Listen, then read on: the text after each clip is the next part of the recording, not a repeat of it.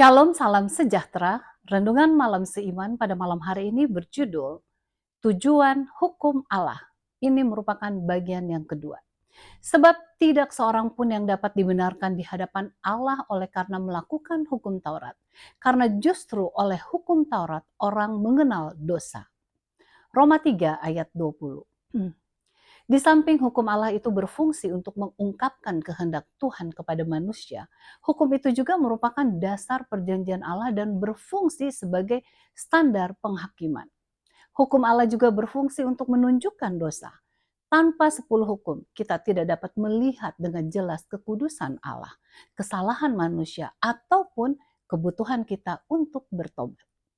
Ketika mereka tidak tahu bahwa mereka melanggar hukum Allah, mereka tidak merasakan kesalahan mereka atau kebutuhan mereka akan darah penebusan Kristus.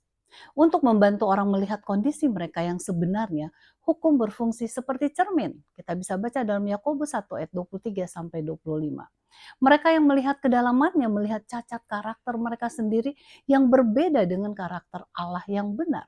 Jadi hukum moral menunjukkan bahwa seluruh dunia bersalah di hadapan Allah. Roma 3 ayat 9. Membuat semua orang sepenuhnya bertanggung jawab kepadanya. Karena justru oleh hukum Taurat orang mengenal dosa. Roma 3 ayat 20. Karena dosa adalah pelanggaran hukum. 1 Yohanes 3 ayat 4.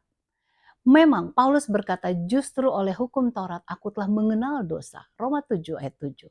Hukum itu meyakinkan orang-orang berdosa atas dosa mereka dan membantu mereka untuk menyadari bahwa mereka dikutuk di bawah penghakiman murka Allah dan bahwa mereka menghadapi hukuman kematian kekal.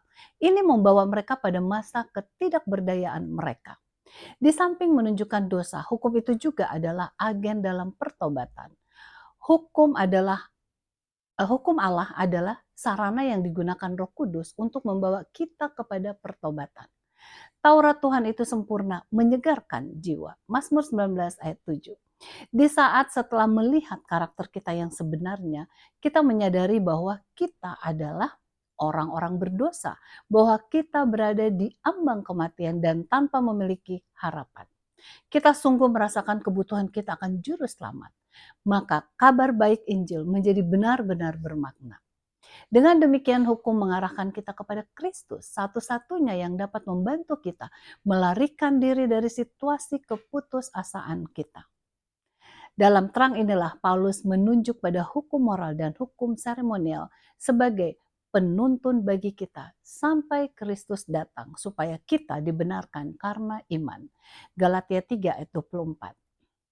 Kiranya Roh Kudus boleh menuntun kita agar kita melihat dosa kita dan keperluan kita akan juru selamat. Kita sungguh senantiasa memerlukan Yesus setiap saat. Kiranya Tuhan memberkati.